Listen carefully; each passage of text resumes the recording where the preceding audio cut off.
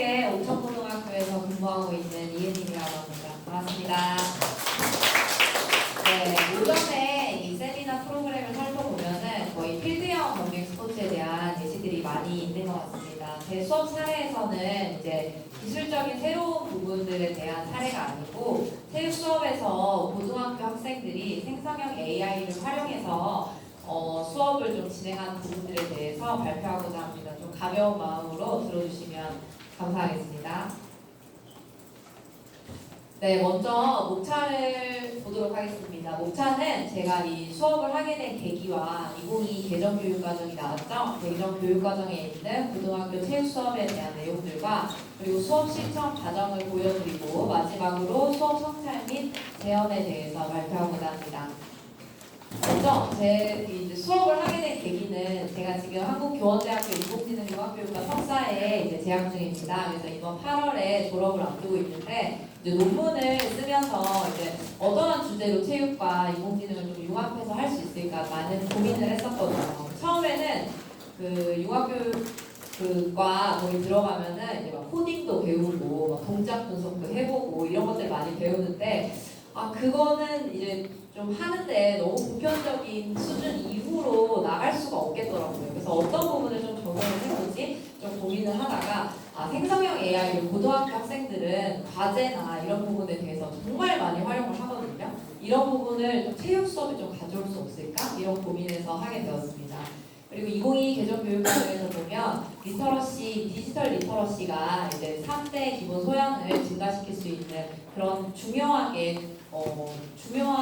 이제 강조되고 있는데 이런 부분들을 어떻게 하면 기를 수 있을까? 이런 부분들과 고등학교 학생들이 제가 지금 11년차 체육교사인데 9년차까지는 중학교에서 근무를 했었습니다. 중학교 학생들 체육을 너무 좋아하고 그냥 정말로 제가 뭐 하자 이렇게 하면 너무 적극적이고 했는데 작년에 인문계 고등학교에 와보니까 애들의 수준 차이와 이제 흥미와 참여도가 너무 많이 차이가 나더라고요. 그래서 그런 부분들 고등학교 학생들에게 수준별로 좀 자율적인 걸 원하는 학생들도 있고 이래서 그런 부분들을 어떻게 적용하면 좋을까 하다가 이 수업을 하게 되었습니다.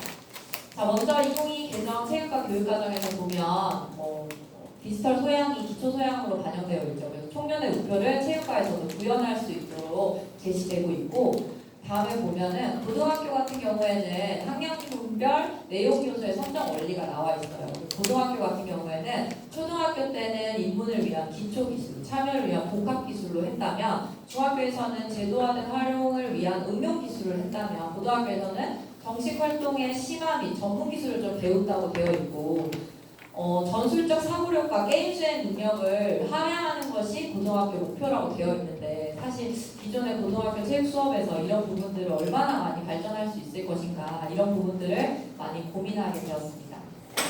그래서 수업 실천의 과정을 보면은 제가 8차시 정도로 수업을 설계했거든요. 그래서 1차시에 필드형 경기 스포츠의 특성을 선택하고 야구 경기 방법 전략을 이해할 수 있고 2차시, 3차시, 4차시, 4, 5차시, 6, 8차시 이렇게 묶어서 진행을 했는데요. 이 부분들은 전술게임 모형을 기반으로 했습니다. 이해중심 게임 수업 모형이라고도 하죠. 전술게임 모형을 좀 기반으로 해서 고등학교 체육 수업에서 강조하고 있는 그런 전술적 능력을 좀 향상시킬 수 있도록 구성해 보았습니다. 자, 수업 실천 과정의 세부적인 내용을 하나씩 살펴보면 1차시에서는 이해중심 게임 수업 모형의 흐름에 따라서 게임 소개와 게임 이해에 대한 단계를 먼저 진행하게 됩니다. 그래서 필드형 스포츠의 개념과 특성을 학생들에게 이해할 수 있도록 제가 이제 여기는 교실 수업을 했거든요. 그래서 경기 문화를 이해하고 용어 같은 거를 설명하고 그리고 이제 아이들에게 일단 보여줘야 되니까 영상들 유튜브에 나오는 다양한 영상들을 활용해서 아이들에게 이제 필드형 경쟁 스포츠에 대한 내용들을 전달했습니다. 그리고 2차시에서는 이 부분이 좀 재미있었는데요. 2차시 때는 학생들이 어쨌든 경기를 하려면 팀을 나눠야 되는데 팀이 좀 밸런스가 안 맞게 되면 고등학교 같은 경우에는 너무 재미가 없더라고요. 일방적인 승리로 끝나거나 아이들이 좀 참여도가 너무 떨어져서 어떻게 하면 팀을 좀 이제 공정하게 짤 수 있을까 이런 고민들을 좀 저는 많이 하는 편인데 2차시 때 원래 전술게임 모형에서 보면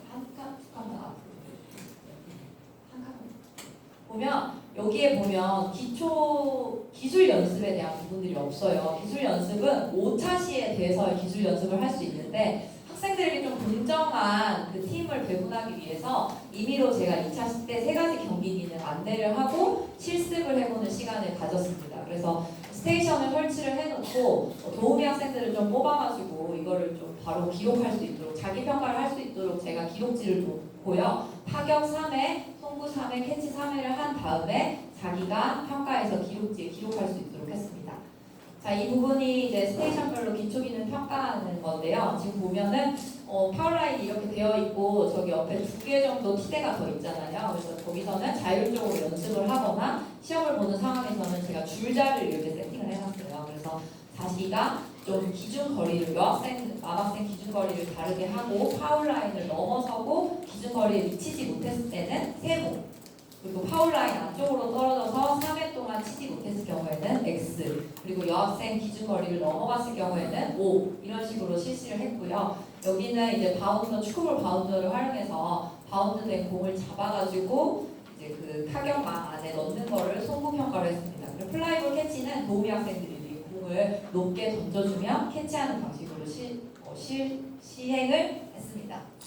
네, 그렇게 해서 이렇게 질적 평가를 자료화를 받았어요. 애들이 성공했을 경우에는 O, 실패했을 때는 X, 그리고 기준거리에 못 미쳤을 경우에는 세모를 했고요. 여기 나오는지 모르겠지만 그 기준거리를 훨씬 넘어서서 홈런을 치는 학생들도 되게 많아요. 남학생들 같은 경우에는 이 티볼이나 야구를 중학교 때 경험했던 친구들 같은 경우에는 정말 막 너무 장타를 많이 쳐가지고 장타도 따로 기록을 해라. 내가 평가를 할 때 좀 이렇게 하겠다 해서 이거를 정량화해서 통계 분석이 가능하도록 이제 바꿔봤습니다.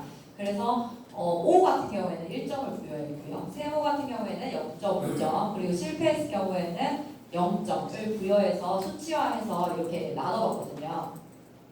이렇게 한 다음에 제가 이제 아이들과 좀 재밌게 하기도 하고 해서 전자칠판이 요즘 다 있잖아요. 그래서 교실에 들어가서 이거를 이제 통계적으로 해서 이 파일을 넣고 얘들아 이거를 이제 우리가 GPT한테 한번 이제 좀 짜봐달라고 할까? 팀을 한번 짜봐달라고 해보자. 그러면 얘가 어떻게 하는지 한번 해보자 한 다음에 제가 이제 GPT한테 이런 프롬프트를 적었습니다.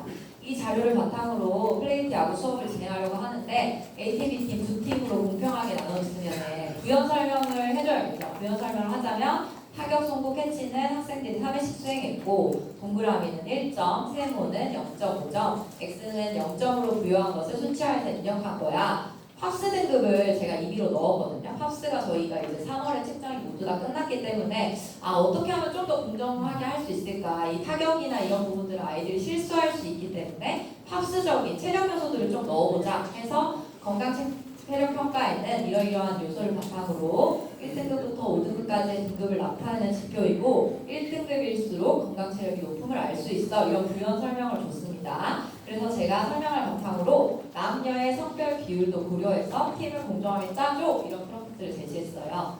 그랬더니 이제 여기 동영상이 재생이 되는데 이 자료를 바탕으로 이렇게 해달라고 했어요. 그랬더니 정말 한 5초 만에 이렇게 팀이 나왔거든요. 그래서 보면 어떻게 팀을 구성했는지 좀 설명을 해보라고 했어요. 그랬더니 이제 뭐 활용한 데이터는 이렇고 팝스는 이렇고 남녀 비율을 적절히 분산해서 이런 식으로 팀 배정이 나타났다. 이런 식으로 이제 설명을 해주더라고요.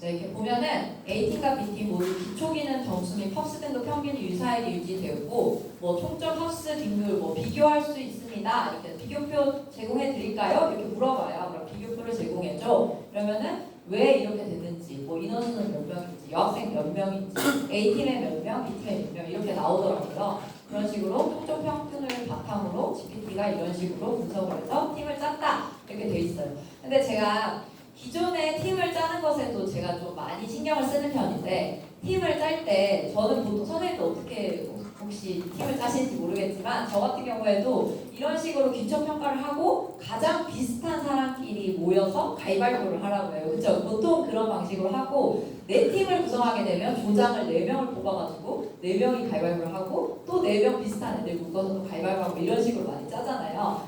이 반도 똑같이 그렇게 해봤어요. 그랬더니 이게 다르게 나오는 거예요. 인공지능이 짠 팀과 제가 짠 팀이 이제 인원이 다르게 구성이 되더라고요. 그래서 이게 좀 약간 재밌더라고요. 제가 생각했을 때 이게 좀 재밌는데. 그래서 애들을 이제 모아놓고 이때 만점을 받거나 타격이 우수한 학생, 장타를 친 학생들을 이렇게 네모 표시를 해서 내가 선정한 팀에서 우수한 학생들이라고 하는 애들을 네모를 써놓고 비교를 해봤더니 비슷한 비율로 나오더라고요. 그래서 이거를 애들한테 투표를 해봐야겠다. 그래서 경기를 시작하기 전에 애들한테 투표를 올렸습니다. 카톡으로. 얘들아, 이게 인공지능이 짠 게 더 밸런스가 잘 맞는지 셀이 짠 게 더 맞는지 한번 투표해봐 했는데 투표 결과가 어떻게 나왔을 것 같으세요? 저는 좀 보고 나중에 이게 확인을 했거든요. 올려놓고 제가 딴 일을 하다가 저녁에 이제 맞다, 투표 결과 봐야지 하고 했는데 진짜 웃긴 게 인공지능을 투표한 애는 한 명이고 다 제가 짠 게 더 공평하다고 애들이 생각을 하더라고요. 그래서 이거 망했다. 이게 망했다. 이게 애들은 이 GPT를 못 믿는 거예요. 그리고 딱 그냥 수치화적으로 애들이 누구누구 들어가 있고 쌤 짠 게 더 좋은 것 같은데? 뭐 이렇게 생각을 하고 투표를 다 눌렀더라고요. 그래서 이렇게 처음에는 그래서 그러면은 애들의 의견을 무시할 수는 없으니까 처음에 그래 내가 짠 게 더 맞다고 해보니까 얘들아 그렇게 한번 해보자 이렇게 하고 경기를 진행을 했습니다. 이 경기는 이제 3차 시에 이해중식 게임성 모형에서 보면 전술 이해와 적절한 의사결정 단계가 나오는데 크레이지 야구 전술 이해를 위해서 변형 게임인 티볼 게임 활동을 진행을 해요. 그래서 상황에 맞는 전술이나 이런 규칙들을 학생들이 좀 자연스럽게 이해할 수 있도록 하는데 여기서 보면 세미짠 팀으로 먼저 경기를 했어요. 근데 이게 이 밸런스가 생각보다 안 맞더라고요. 애들이 쌤 이게 선생님이 짠 게 너무 공평하다고 생각을 했는데 이제 점수 차이가 많이 나는 걸 보니까 선생님 GPT가 짠 대로 한번 해보면 안 돼요? 학생들이 저에게 얘기를 하더라고요. 그러면 인공지능 짠 팀, GPT가 짠 팀으로 해서 경기를 한 번 더 진행해보자. 그래서 다음 차시에 이제 인공지능 짠 팀으로 한 번 더 경기를 진행했어요. 그랬더니 점수 차이가 많이 안 나고 이제 비슷하다는 느낌이 좀 들더라고요. 그래서 이게 보이는 것과 아이들이 익숙하지 못해서 아직 믿지 못하는 부분들이 있긴 하지만 이런 부분들에 대해서 여러 가지를 고려해서 짠 것이 이제 조금 공평하게 진행이 될 수 있구나 이런 것들을 느낄 수 있습니다. 그리고 이제 4, 5차 시로 들어가게 되면요. 이제 팀별로 팀을 짰잖아요. 팀을 짰으니까 이제 정식 경기를 위한 팀별로 크레이지 야구 경기 기능을 연습을 합니다. 그래서 경기 기능을 연습을 하면서 학생들은 생성형 AI를 계속 활용하게 되거든요. 챗GPT한테 경기를 수행하는 과정 속에서 이제 기록하는 친구가 있어요. 기록하는 친구가 이런 부분들에 대해서 기록을 하고 또 이런 잘 모르는 부분들에 대해서도 계속 질문을 하면서 전술적인 부분들을 계속 보완하면서 경기를 진행하게 됩니다.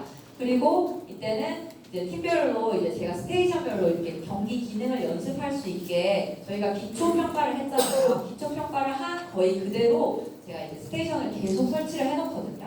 그러면은 왼쪽은 A팀, 오른쪽은 B팀이 가서 연습을 해 하면 플레이트판도 일부러 2개를 다 샀어요. 그래서 이쪽에서도 A팀이 연습하고 B팀과 따로따로 흩어져서 연습하고 송구는 또 송구대로 연습하고 캐치도 연습하고 이렇게 할 때 제가 학생들에게 이제 생성형 AI에 질문하는 방법이나 프롬프트 같은 것을 예시로 줍니다. 그래서 기초 전술 개념이 뭐냐 했을 때 공격 전술에는 어떤 것이 있어? 이렇게 물어보면 강한 타구로 멀리 보내는 거. 장타 중심으로 해서 이제 점수를 내는 방법도 있고 빈 공간을 노려서 아까 좌익수 우익수 이렇게 해가지고 1루로 칠 것인지 3루로 칠 것인지 근데 이거를 고등학교 학생들도 여학생들 같은 경우에는 그 야구나 이런 부분을 좋아하지 않고 경험해보지 못한 친구들은 굉장히 어려워하더라고요. 그래서 그런 부분들은 이제 혼자 계속 질문을 하면서 해라. 그리고 치고 나면 이제 아이들이 시간이 있잖아요. 타격을 하고 들어왔을 때 시간이 생겼을 때 이제 자신들이 검색을 해보고 지금 1루에 있을 때는 내가 어디로 쳐야 되지? 이런 거 저한테 애들이 물어봤었거든요. 중학교 때는. 그래서 그거 한번 물어봐봐 GPT에 이런 식으로 수비 전술 불러놓고 그리고 여학생들 처음 해보는 아이들은 배트 선생님 저 무슨 배트로 쳐야 돼요? 이런 거 물어보는 친구들도 굉장히 많아요. 그런 것들도 GPT한테 물어봤더니 노란색, 파란색, 빨간색 이런 형식으로 다 이제 비교해서 분석해줘서 수업을 진행하기에 좀 좋았던 것 같습니다. 네. 그래서 수업 실천 과정 단계의 거의 막바지로 보면은 플레이트 야구 정식 경기를 수행하게 됩니다. 실제 게임을 수행하면은 제가 이거를 논문으로 GPAI라는 그 이해중식 게임 수업 모형에서의 평가 도구로 평가를 하기 위해서 경기를 다 녹화했어요. 녹화해서 학생들의 적절한 행동, 부적절한 행동을 이제 루브릭으로 해서 평가를 한 다음에 점수로 해서 아직 통계는 제가 아직 분석을 못해가지고 결과값을 가져오지 못했는데 이것 이외에 이제 GPAI 기록지 제가 이제 좀 수정해가지고 만든 건데요. 여기 안에 보면 의사결정에서는 적절한 방향으로 타격을 실시하는지 그리고 잡았을 때 어떤 부분, 어떤 쪽으로 송구를 하는지를 제가 평가를 하고 플라이볼 정확하게 캐치하는지 그러니까 기초 기능들에 대한 내용들을 기술 실행 단계에다 넣었고요. 보조하기 같은 경우에는 수비 위치를 잘 선정해서 백업 플레이를 한다든지 이런 적극적으로 한다든지 이런 부분들을 평가 요소를 집어넣었습니다. 그리고 이제 제가 논문을 쓰면서 결과값을 통계적으로 검증하는 평가지가 아까 보여드렸던 GPAY와 그리고 인공지능 리터러시에 대해서 평가를 하는데 인공지능 리터러시 30문항으로 되어 있는 검사 도구로 했어요. 그랬더니 실행 계획과 데이터 리터러시에서 학생들의 유의미한 향상 부분이 나타나더라고요. 그래서 실행 계획과 데이터 리터러시에 대한 질문지를 보면 인공지능 프로그램을 진행하기 위해서 필요한 정보를 알고 있다. 그리고 문제 해결 방안을 도출할 수 있다. 이런 부분에서 학생들의 문항에 대한 매우 그렇다 수치가 확 올라갔더라고요. 그래서 보면 제가 이제 학생들의 팀을 선정하거나 이렇게 할 때 오류값이 나왔거든요. 오류값이 나오고 막 수행을 안 했던 친구도 나오고 막 이름이 삭제되기도 하고 막 그렇더라고요. 그런 과정 속에서 얘들아 이거는 왜 그럴까? 왜 이게 안 나올까? 막 애들이랑 상호작용하면서 수업을 했던 부분들이 학생들의 인공지능 실행 계획이나 그리고 데이터를 아까 보셨죠? 동그라미, 세모, X 이걸 어떻게 하면 GPT가 읽을 수 있을까? 이런 수업을 하면서 데이터를 필요한 상황에 맞게 처리, 변화, 정리, 분석할 수 있고 문제 해결에 활용할 수 있다는 이런 측면이 크게 향상되었다는 걸 볼 수 있습니다. 그리고 마지막으로 평가 이야기를 하는데요. 제가 이번에는 학생들을 대상으로 실험 집단, 통계 집단 나눠서 수행을 하기 때문에 제가 평가에는 잘 못 넣었는데 이게 제가 기존에 이제 하고 있었던 평가 방법이거든요. 포트폴리오 평가를 제가 하고 있는데 이런 부분들에 대해다가 이제 인공지능을 넣어가지고 경기를 진행하는 과정 속에서 일어나는 전술적인 문제를 생성의 AI를 활용하는 해결하는 과정 결과를 학생들이 적용을 하고 그런 부분들을 포트폴리오로 이제 정리를 해서 제출하면 충분히 평가할 수 있겠다 이런 생각을 했고요. 두 번째로는 제가 이제 배드민턴 같은 경우에도 약간 포트폴리오 형식으로 평가를 많이 합니다. 고등학교 아이들 수준 차이가 너무 많이 나서 그러면 배드민턴 기초기능 세 가지를 무작위로 선정하고 이제 설명할 수 있는 이론적인 부분들에 대해서도 평가를 하는데요. 이런 부분들을 필드형 경기 스포츠에서 일어날 수 있는 전략적 상황을 예시를 자신들이 이제 막 작성을 해보고 제가 무작위로 뽑아서 자신들이 그런 부분들에 대해서 논술적으로 좀 설명해보는 이런 평가도 하면 학생들이 좀 GPT를 활용해서 전략적인 부분들을 많이 향상할 수 있겠다 이런 생각도 해봤습니다. 자 마지막으로 수업 성찰 및 제언인데요. 저는 이제 어떻게 하면 체육과에서 2022 개정 교육과정에서 강조하는 디지털 소양을 좀 자연스럽게 녹아내려서 가르칠 수 있을까? 그리고 코로나 때 이제 약간 이론적인 부분들이나 이런 것들을 많이 하다 보니까 좀 결국 시간이 많이 학생들이 움직일 수 있는 시간이 많이 필요한 게 아닐까? 본질적으로 이런 생각을 하게 되었거든요. 그래서 이거를 인공지능이나 이런 AI 기술들을 좀 보조할 수 있는 방법으로 더 활용할 수 있는 방법은 무엇일까 이런 생각을 했고요. 그리고 고등학생들은 다 생기부를 적어줘야 되잖아요. 그게 이제 이런 생성의 AI를 통해서 학생들이 전술적인 부분들을 고민하고 프롬프트를 작성해보고 이러한 과정들이 학생들의 문제 해결과 개별화된 생기부를 좀 작성하는 데 유용하지 않을까 이런 생각들을 많이 해봤습니다. 이것으로 수업 사례를 마치도록 하겠습니다.